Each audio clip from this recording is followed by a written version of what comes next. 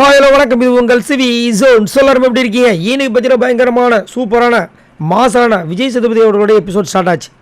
ஸ்டார்டிங்கே பார்த்தீங்கன்னா new year resolution. இது வருஷம் நம்ம எல்லோரும் எடுக்கிறது தான்.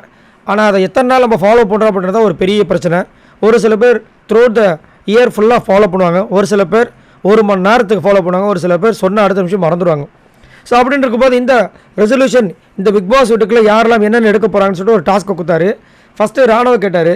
ராணுவ சுத்தம் எந்திரிச்சவொடனே, சார் மற்றவங்களை கேட்குறீங்களா அப்படின்ற மாதிரி எஸ்கேப் போகிறாரு. சரி நீங்கள் எவ்வளோ நாளாக இருக்கீங்க கேட்டால் 12 வாரம் இருக்காராம். சந்தோஷம். வந்தது ஒயில்ட் கார்டு என்ட்ரிக்குள்ளே. இன்னும் அவர் எத்தனை நாள் உள்ளே இருக்காருன்னு கூட தெரியல. இந்த மாதிரி ஒரு கண்டஸ்டன்ட்க்கு இவ்வளோ ஓட்டு வரும். சரி தான் சந்தோஷம், நம்ம ஒன்றும் சொல்கிறதுக்கு இல்லை. அது வந்துட்டு யார் யார் ஓட்டு போகிறாங்க அது அவங்களுக்கு வெளிச்சம்.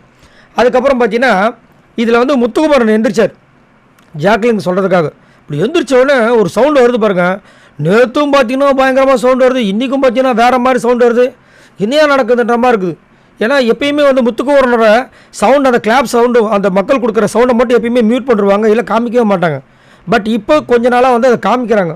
ஒருவேளை முத்துக்குமாரா, நீ பண்ணுற கேம் சூப்பராக இருக்குது, வெளியில் வேறு மாதிரி இருக்குது, அதை தெரிஞ்சிக்க, யோசிக்காத, கண்டதை போட்டு குழப்பிக்காத, நீ நல்லா பண்ணுற, அது மக்கள்கிட்டேருந்து தெரியறதுக்காகவே நாங்கள் ஒன்று கொடுக்குறோம் இன்புட்டாக, நல்லா விளையாடு, இதை விட நல்லா விளையாடு அப்படின்ற மாதிரி ஒரு விஷயத்தை பண்ணுறாங்களோன்ற மாதிரி தோணுச்சு. ஆனால் செம்ம மாதம் அவர் ரொம்ப ஹாப்பி ஆகிட்டார். அதே மாதிரி முத்துக்குமாரனுக்கு விஜய் சேதுபதி என்ன சொன்னான்னா, உங்கள் அம்மா அப்பா வந்ததுலேருந்து நீங்கள் ரொம்ப பிரைட் ஆகிட்டீங்க, ரொம்ப நல்லா பேசுகிறீங்க, உங்கள் மூஞ்சை பார்த்து நல்லா இருக்கணும் போது இவர், சார் நான் ஜாக்லினுக்கு சொல்லணும் அப்படின்னு. ஏங்க உங்களுக்கு எவ்வளோ பெரிய பாராட்ட சொல்லியிருக்கேன், அதுக்கு முதல்ல நன்றி சொல்ல கற்றுக்குங்கன்னாரு. சாரி சார் அப்படின்ட்டு ஆரம்பித்தார். ரொம்ப நல்லா இருந்துச்சு. அதுக்கப்புறம் சௌந்தர்யா கேட்டார், நீங்கள் யாருக்குமா ரெசல்யூஷன் சொல்லுவீங்கன்னா, எனக்கு என்ன ஒரு சௌந்தர்யா கிட்ட பிடிக்காத விஷயம்னா, நல்லா நான் யோசிச்சு பாருங்களேன், ஸ்டார்டிங்லேருந்து எண்டிங் இப்போ முடிய போகுது பிக் பாஸ் சீசன். இன்னுமே அவங்களுக்கு யார் மேலே வன்மம் அப்படின்னா முத்துக்குமாரன். காமெடியாக சொல்லனாலும் முத்துக்குமாரன், கோபமாக சொல்லனாலும் முத்துக்குமாரன், வன்மமாக சொல்லனாலும் முத்துக்குமாரன். ஏமா சௌந்தர்யா, இந்த பிக் பாஸ் வீட்டுக்குள்ளே கிட்டத்தட்ட 21 கண்டஸ்டன்ட் வந்தாங்க. உங்கள் கண்ணுக்கு இந்த முத்துக்குமாரன் மட்டும் தான் தெரிகிறாரு, வேறு யாருமே தெரியலையா?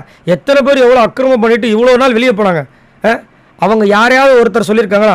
ஆனால் நீங்கள் சொல்கிற ஆள் மட்டும் இவர் இருக்காங்க. அதே மாதிரி இன்னொரு விஷயம்னா, ஒரு ஸ்டாட்டிக்ஸ் ஒன்று போட்டாங்க வீடியோ, அதில் பார்த்தீங்கன்னா சௌந்தர்யா யாரெல்லாம் நாமினேட் பண்ணாங்க எல்லாரும் வெளியே போயிருக்காங்க. இவ்வளோ விஷயங்கள் உங்களுக்கு தெரியுதுல, ஏன் முத்துக்குமாரன் மட்டும் நீங்கள் நாமினேட் பண்ணவே இல்லை இது வரைக்கும்? ஏன் அவர் வெளியே போகல? அப்போது அதுலேருந்தே நீங்கள் யோசிக்கலாமே.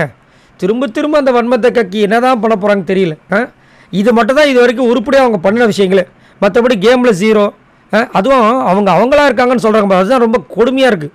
அதுவும் ஒரு சில பேர் அவங்க என்டர்டெயின்மெண்ட் பண்ணுறாங்களா, ரைட்டு, அதையும் என்டர்டெயின்மெண்ட் சொல்கிறாங்க பாருங்க, கொடுமை. இதுக்கு விஜய் விஷால் பண்ணுறது என்டர்டெயின்மெண்ட் ஒத்துக்கலாம்.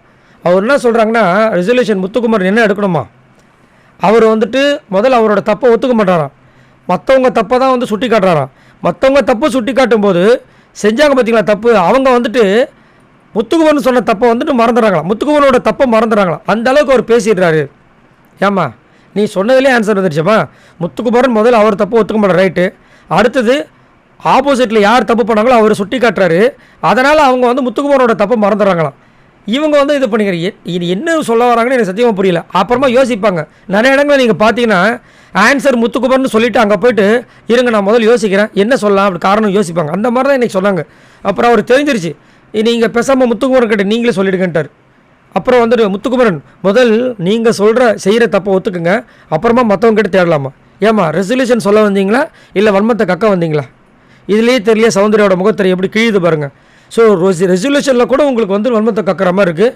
இதை வேறு நிறைய பேர் வந்துட்டு உண்மையான சௌந்தர்யா அப்படியே பா. சரி, உங்களோட கருத்துக்களை சொல்லுங்கள், உங்களுக்கு என்ன தோணுது? அதேமாதிரி இந்த கண்டிஷனுக்கு ரெசல்யூஷன் இதை எடுத்தால் சூப்பராக இருக்குன்னா நீங்கள் எங்கே எதாவது சொல்லுவீங்க? மறக்காமல் கமெண்ட்ஸ் பண்ணுங்கள். பாய் நண்பர்களே.